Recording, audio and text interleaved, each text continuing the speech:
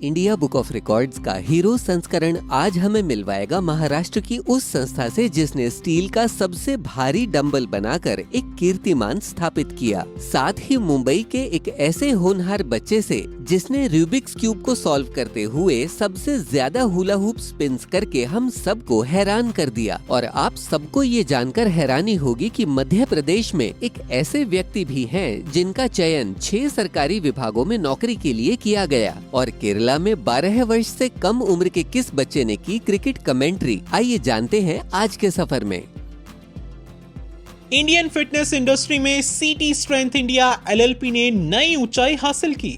पुणे महाराष्ट्र की इस 100% Indian company ने heaviest single piece steel dumbbell manufacture कर एक नई मिसाल पेश की है। 22 जनवरी 2026 को ऑफिशियली कंफर्म हुआ यह रिकॉर्ड 150 किलो का सिंगल पीस स्टील डंबल, जी हां 150 किलोग्राम। एक ऐसा डंबल जो सिर्फ वेट नहीं बल्कि डेडिकेशन, प्रिसीजन इंजीनियरिंग और इंडियन मैन्युफैक्चरिंग एक्सीलेंस का प्रतीक है। इस डंबल की सबसे खास बात यह है single solid piece steel construction, मतलब पूरा 150 किलो एक ही स्टील ब्लॉक से मेटिक्यूलसली क्राफ्टेड है। सीटी स्ट्रेंथ इंडिया एलएलपी ने इस इनिशिएटिव के जरिए दिखाया कि मेड इन इंडिया सिर्फ एक टैग नहीं बल्कि कमिटमेंट है क्वालिटी, इनोवेशन और स्ट्रेंथ का। साथ ही सीटी स्ट्रेंथ इंडिया एलएलपी 34 माइक्रोन की प्रीमियम क्वालिटी दे रहे हैं, जहां इंडस्ट्री स्टैंडर्ड्स 12 से 15 माइक्रोन हार्ड क्रोम प्लेटिंग का है, जिसकी सराहना फिटनेस इंडस्ट्री के पायनियर मधुकर तलवालकर ने IHFF मुंबई में की। 150 kilogram single piece steel dumbbell Swapnil Joshi जैसे शानदार और डाउन टू अर्थ अभिनेता को भी सीटी स्ट्रेंथ द्वारा सौंपा गया, जो कि उनके लिए काफी प्राउड और मेमोरेबल मोमेंट रहा। तो चलिए अब आपको मिलवाते हैं सीटी स्ट्रेंथ इंडिया एलएलपी के owner mister Tushar Jagannath Chavate, partner in the company Madhura, first customer mister Vikram और करंट कस्टमर मिस्टर दीप से। तुषार जी, अगर बात की जाए 150 किलो के सबसे हैवी डंबल की, तो इसको बनाने में चैलेंजेस कुछ फेस किए आपने? डेफिनेटली इसके चैलेंजेस ये थे कि उसका एक्चुअली डिजाइन पर्सपेक्टिव में थे, क्योंकि डंबल दिखना भी अच्छा चाहिए, स्ट्रॉन्ग चाहिए, एस्थेटिकली एलिगेंट दिखना चाहिए। जो बंदे उसको यूज करेंगे उनको कहीं यूज करने में डिस्कम्फर्ट ना महसूस हो, ये सारी चीज ध्यान में रखते हुए और इन सबके बावजूद कॉस्ट कॉम्पिटिटिव भी हो एंड कस्टमर की जो रिक्वायरमेंट है, उनका जो इंटीरियर है उसे भी वो सूट करे, ये सारी चीजें ध्यान में रख कर ये डंबल बनानी थी हमें। और बनाने के बाद एक्चुअली उसका जो असेंबल हो जाती है, अर्लियर जो सेपरेट पार्ट है तभी कोई ज़्यादा दिक्कत नहीं थी, बट जैसे हम उसको असेंबल करते हैं, वंस इट्स बिकम्स 150 देन उसको मतलब मूव करना, यहाँ से वहाँ ले जाना, वो सारी चीज़ें काफ़ी दिक्कत की रहती थी, मगर वो हो गया। सर, सीटी स्ट्रेंथ के बारे में कुछ बताइए कि आगे क्या प्लान्स हैं सीटी स्ट्रेंथ के, और साथ ही साथ कैसे मेड इन इंडिया को प्रमोट करता है ये? सर, एक्चुअली सीटी स्ट्रेंथ इंडिया की जो शुरुआत ही हुई थी ना, वो यही उद्दिष्ट सामने रख के की थी कि हम लोग अपना इंडियन ब्रांड बनाएंगे और वो इंटरनेशनल ब्रांड के टक्कर का हो। That is simple idea. Okay, तो सीटी स्ट्रेंथ का नेक्स्ट विजन क्या है? अब क्या आगे फ्यूचर प्लानिंग है? क्या हम कोई और रिकॉर्ड एक्सपेक्ट कर सकते हैं या फिर कुछ और बड़ी प्लानिंग चल रही है? Yes. You definitely expect some more bigger records from us. And अभी तो हमने सिर्फ इंडिया बुक से शुरुआत की है, आगे बहुत जाना है। इंडिया में तो अभी हम वैसे बोले तो नंबर 1 पे है, लेकिन अभी वो हमें ग्लोबली नंबर 1 तक जाना है। कि जब तुषार जी और सीटी स्ट्रेंथ का आप तक प्रोडक्ट पहुंचा, इक्विपमेंट पहुंचा, तो वो अदर ब्रांड से कंपेयर करें तो कितना अच्छा था? आप किसी ब्रांड के साथ कंपेयर कर ही नहीं सकते एक्चुअली। उस टाइम में तो मतलब वो लेवल की चीज किसी के पास था नहीं। और मतलब मेरा कटक में वो जो जिम था, मतलब जिम है, वहां पे उसके लिए मैं मंगाया था। तो उसके बाद वो डंबल्स और प्लेट देखने के लिए लोग एकदम दूर दूर से आते थे। तो मतलब बहुत ही अच्छा था actually. Okay, Mr. Deep, you are now current customer of CT Strength. What role has their heavy equipment played in your training? Okay, so let me tell you first how I got the idea. I first got the idea while scrolling Instagram and seeing like how top gyms in foreign countries are like manufacturing and they are introducing this extreme strength equipment. So it inspired me basically. But at the same time, I felt like why should India follow them? We can also make this kind of instrument, right? The heaviest dumbbell. So with the collaboration with Mr. Tusharji, I searched everywhere, but no one was capable enough to make this kind of dumbbell with such precision. Only Mr. Tusharji have given me his word that yes, I can manufacture this.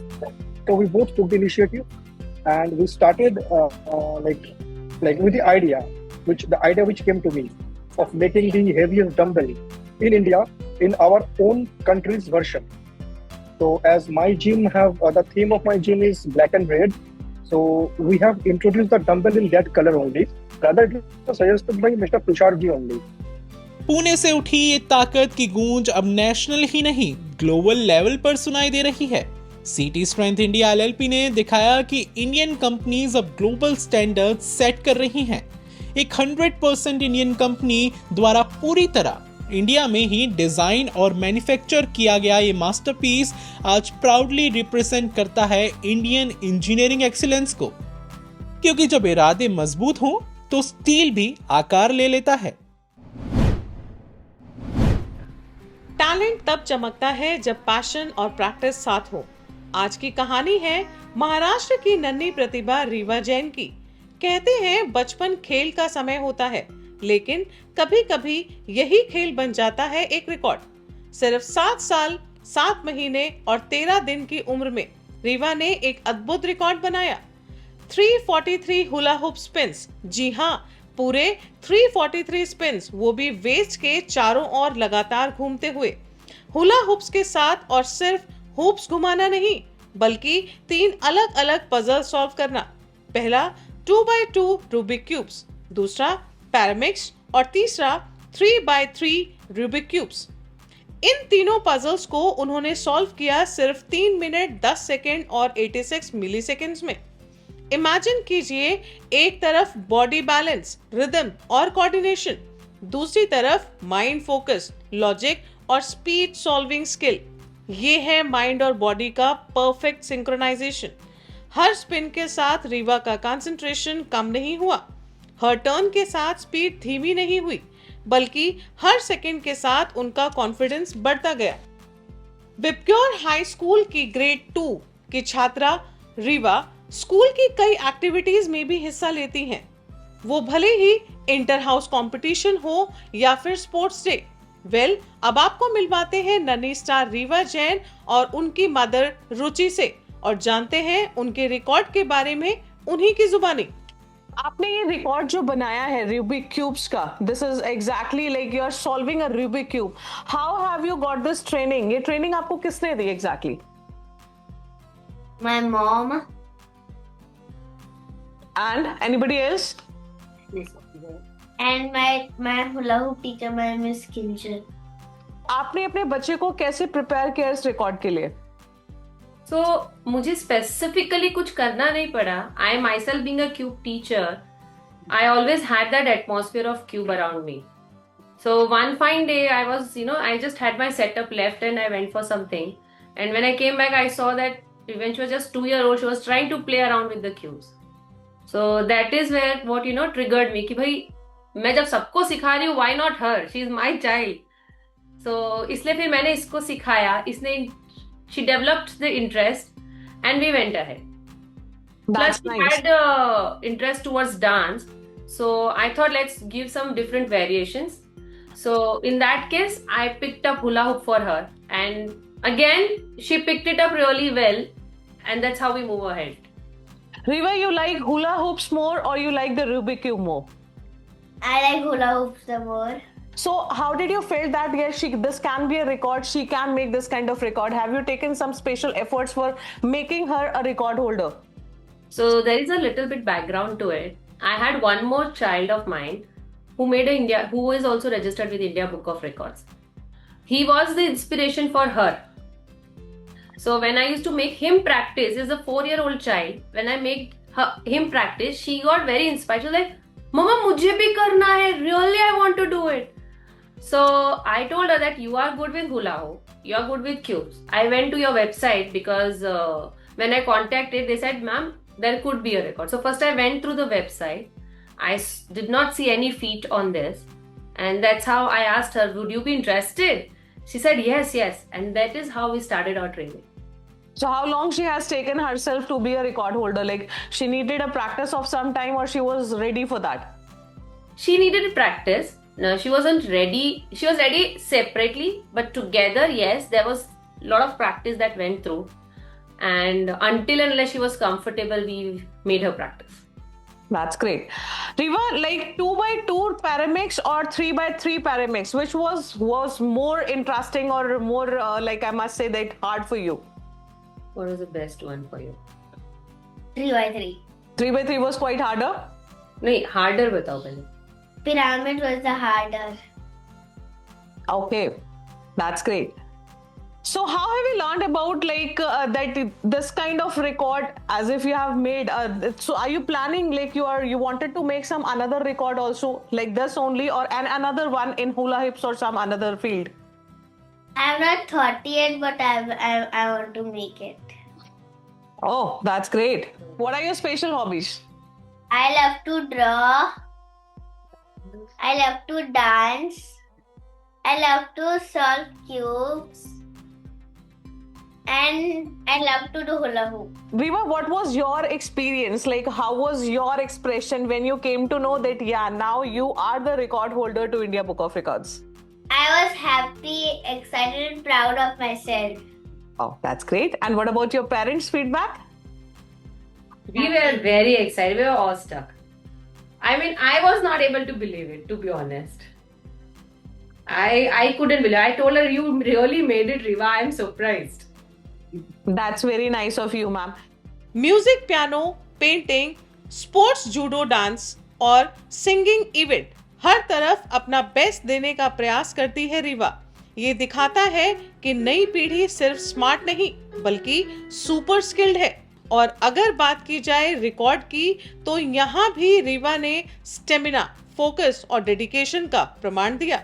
Riva Jain की journey हर उस बच्चे के लिए inspiration है जो सपने देखता है, जो प्रैक्टिस करता है और जो खुद पर विश्वास रखता है। भारत के मध्य प्रदेश के छोटे से शहर रतलाम से निकलकर अनुराग जैन ने अपनी मेहनत, डेडिकेशन और कंसिस्टेंसी से एक ऐसी पहचान बनाई जो लाखों युवाओं के लिए प्रेरणा बन गई है। 19 सितंबर 1996 को जन्मे अनुराग ने सपना देखा गवर्नमेंट सेक्टर में अपनी पहचान बनाना और देश की सेवा करना। लेकिन अनुराग का सफर आसान नहीं था। कॉम्पिटिटिव एग्जाम्स की दुनिया में कंपटीशन लाखों का होता है और सिलेक्शन कुछ गिने चुने लोगों का। फिर भी डिटर्मिनेशन और स्ट्रॉन्ग एकेडमिक बैकग्राउंड के दम पर अनुराग ने वो कर दिखाया जो बहुत कम लोग कर पाते हैं। अनुराग का एजुकेशन, कम्युनिकेशन और फाइनेंस जैसे अलग अलग क्षेत्रों में 6 गवर्नमेंट जॉब्स में सिलेक्शन हुआ।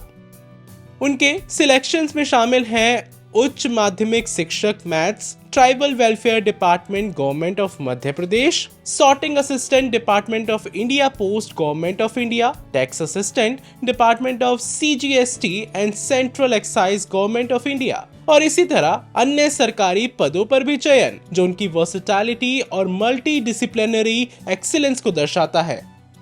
अनुराग ने अचीवमेंट के साथ मिसाल पेश की, कंसिस्टेंसी, डिसिप्लिन और फोकस्ड प्रिपरेशन की। तो चलिए अब आपको अनुराग जैन से रूबरू कराते हैं और जानते हैं उनका अब तक का सफर। आप रतलाम MP से हैं, अपने बचपन और फैमिली बैकग्राउंड के बारे में हमें कुछ बताइए। जी, मैं अनुराग जैन रतलाम मध्य प्रदेश से बिलोंग करता हूँ। मैं वर्तमान में PM Shri high secondary school Ringnod में लेक्चरर के पद पे पदस्थ हूँ। मेरा बचपन शुरू से घर का जो माहौल रहा है वो एक आत्मविश्वास से भरपूर रहा है। मेरी मदर जो रही है वो सेवानिवृत्त टीचर रही है और फादर बिजनेसमैन रहे हैं और मैं उनकी इकलौती संतान हूँ। और जो घर का माहौल है शुरू से अनुशासन प्रिय रहा है। मम्मी बीइंग अ टीचर, उन्होंने अनुशासन सिखाया और उसी की बदौलत आज मैं ये अचीव कर पाया हूँ। बचपन में किसी भी प्रकार का कोई अभाव मेरी फैमिली ने नहीं रहने दिया और मुझे अच्छे संस्कार दिए, अच्छा मार्गदर्शन दिया, जिसके कारण मैं ये अचीव कर पाया। ठीक है, आपने मैथ्स सब्जेक्ट चूज किया था, क्या ये पैशन था या स्ट्रेटेजिक डिसीजन था आपके कॉम्पिटिटिव एग्जाम्स के लिए? मैथ्स मेरा शुरू से पैशन तो रहा ही है, लेकिन कॉम्पिटिटिव एग्जाम्स की बात करें तो ये एक स्ट्रेटेजी भी थी, बिकॉज मैथ्स एक ऐसा सब्जेक्ट है जो कि हमारी लॉजिकल थिंकिंग को बढ़ावा देता है, हमारे क्रिटिकल थिंकिंग को अच्छा अप्रोच करवाता है, जिससे कॉम्पिटिटिव एग्जाम्स में हमें बहुत फायदा मिलता है। इसलिए मैथ्स पैशन के साथ साथ मेरी एक स्ट्रेटेजी भी रही। ठीक है, 6 गवर्नमेंट जॉब्स में आप सिलेक्ट हुए। जब आपका पहला सिलेक्शन हुआ था तो आपका कैसा रिएक्शन था? फर्स्ट सिलेक्शन हुआ तो मेरी खुशी का कोई ठिकाना नहीं था और मुझे एक आत्मविश्वास मिला था। मुझे लगा था कि अब मेरी मेहनत सही दिशा की ओर जा रही है, मैं सही दिशा में मेहनत कर रहा हूँ और एक सेल्फ कॉन्फिडेंस मेरे अंदर डेवलप हुआ था, जो कि मेरे लिए एक बहुत यादगार क्षण था। ठीक है, मल्टीपल एग्जाम्स का सिलेबस और पैटर्न अलग अलग होता है, ये आपने टाइम मैनेजमेंट कैसे किया? मैंने सब्जेक्ट वाइज अप्रोच बनाई। मल्टीपल एग्जाम्स जो होती हैं उनमें जो भी सब्जेक्ट होते हैं अपनी वीकनेस और स्ट्रॉन्ग पॉइंट्स पहचाने और सब्जेक्ट वाइज अप्रोच बनाई। उसके अलावा मैंने एग्जाम्स कहीं ना कहीं इंटरकनेक्टेड होती है। For example maths, English and reasoning, ये 3 चीजें हर एग्जाम में बेसिक होती है, तो मैंने अपने ये तीनों पॉइंट्स, तीनों सब्जेक्ट्स कवर करने की कोशिश करी, इनको स्ट्रॉन्ग करा। तो रेदर देन एग्जाम्स को सेपरेट समझने की बजाय उनको इंटरकनेक्टेड समझा और उसी पे मैंने वर्क किया। वंडरफुल, और वो आपके काम भी आया। तो अब आपके डेली रूटीन के बारे में बात करते हैं। आपका डेली रूटीन कैसा था जब आप पीक प्रिपरेशन कर रहे थे एग्जाम्स की? मैं मॉर्निंग में जल्दी उठता था, करीब 6-7 बजे उठ जाता था। डेली लगभग 6 से 8 घंटे की मेरी प्रिपरेशन रहती थी। हर 2 घंटे की पढ़ाई के बाद एक मैं छोटा सा ब्रेक लेना प्रीफर करता था और इस तरह से मैंने प्रिपरेशन करी। सेकेंडली, ऐसा नहीं हुआ कि मैंने सिर्फ पढ़ाई पे ही ध्यान दिया, पैरेलली मैंने अपनी सोशल लाइफ भी इंजॉय करी, फैमिली फंक्शंस या दोस्तों के साथ घूमना फिरना वो सब भी इंजॉय किया, क्योंकि माइंड को रिफ्रेश करने के लिए ये चीजें भी बहुत जरूरी होती है। ठीक है, जनवरी 5, 2026 को जब आपको IBR अचीवर का टैग मिला इंडिया बुक ऑफ रिकॉर्ड से, तो आपका कैसा रिएक्शन था?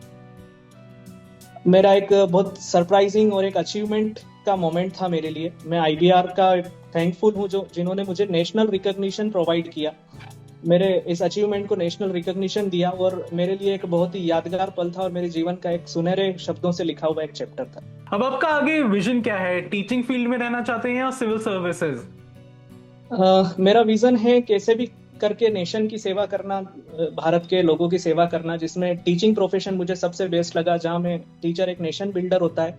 मैं अपने स्टूडेंट्स को अच्छे से पढ़ा के उन्हें अच्छे पदों पर पहुंचने में मदद कर सकता हूं।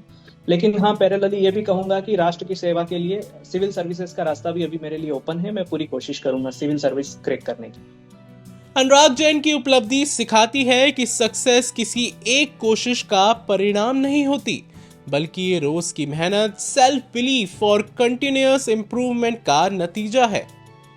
अनुराग की जर्नी हर उस स्टूडेंट के लिए मैसेज है जो कॉम्पिटिटिव एग्जाम्स की तैयारी कर रहा है, जो कभी ये भी सोचता है कि क्या मैं कर पाऊंगा। आंसर है जी हाँ, बस अपना लक्ष्य क्लियर रखें, स्ट्रेटेजी सही और मेहनत कंसिस्टेंट, तो अचीवमेंट्स खुद आपका नाम ढूंढ लेती हैं। अनुराग जैन की सफलता विश्वास की जीत है और उनकी ये कहानी आज पूरे देश के युवाओं को इंस्पायर कर रही है। The young voice of cricket, born on February 7, 2014 in Kannur, Kerala, Satvik Nag, UK, carved a unique space for himself in the world of cricket at an age when most children are still discovering their hobbies. A grade 6 student, Satvik Nath became a cricket commentator associated with UKMS organization at just 11 years and 10 months. Surprising that while many dream of holding the bat, Satvik Nath chose to hold the microphone, turning his passion into powerful narration. His sharp observation, confident delivery, and natural flair for storytelling have set him apart as one of the youngest voices in cricket commentary. Indeed, a perfect example of small age, big voice, and of course, bigger dreams. His journey reflects courage, confidence, and an extraordinary love for cricket. With a clear voice, impressive vocabulary, and sharp match awareness, he brings every ball, every boundary, and every breakthrough to life for his audience. From describing thrilling boundaries to capturing nail-biting finishes, he brings the game alive with remarkable maturity and enthusiasm. His ability to analyze gameplay, maintain composure, and deliver engaging commentary showcases maturity beyond his years. What makes his achievement exceptional is not his age, but his professionalism towards passion. A huge fan of legendary commentators Ravi Shastri and Harsha Bhogle, Satvik Nag represents a new generation of young achievers who dare to explore unconventional paths and redefine possibilities.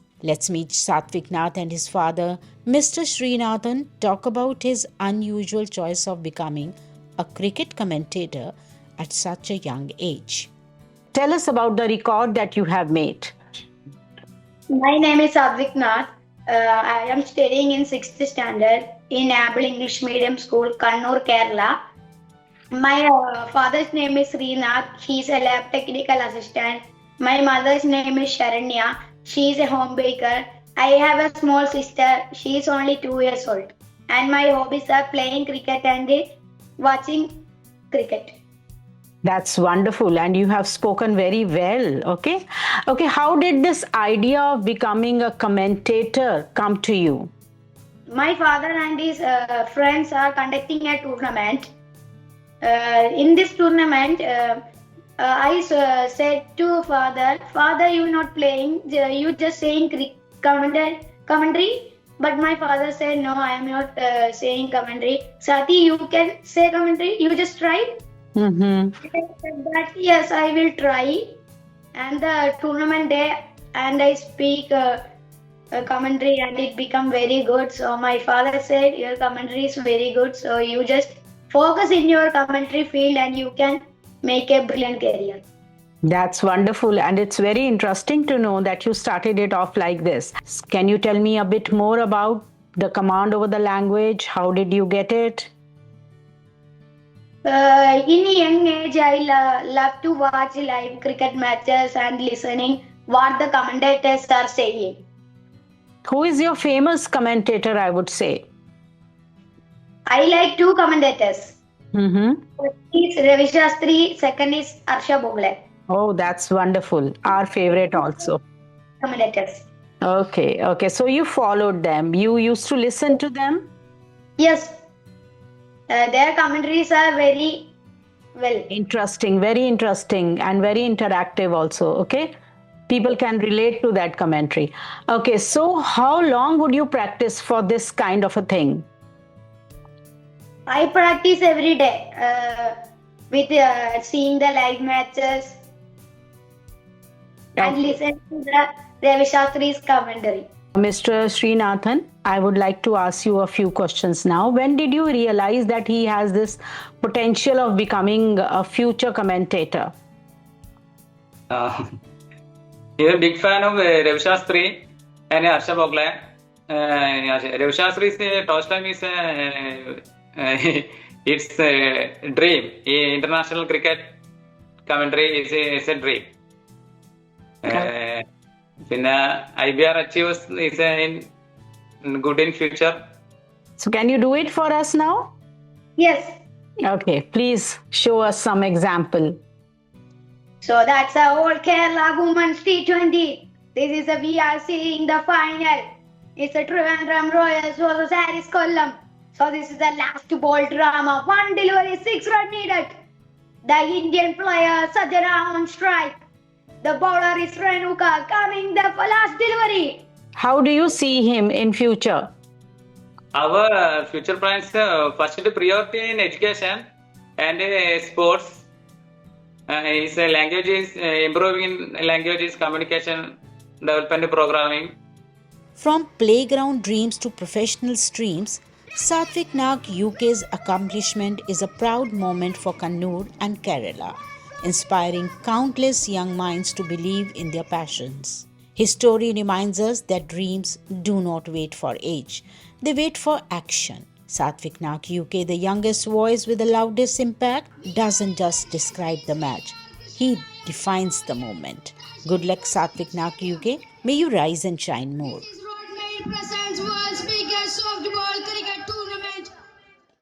अगले हफ्ते इसी समय दोबारा आपसे एक दिलचस्प मुलाकात होगी कुछ नए कीर्तिमान बनाने वालों के साथ इंडिया बुक ऑफ रिकॉर्ड्स के एक नए हीरोज एडिशन में।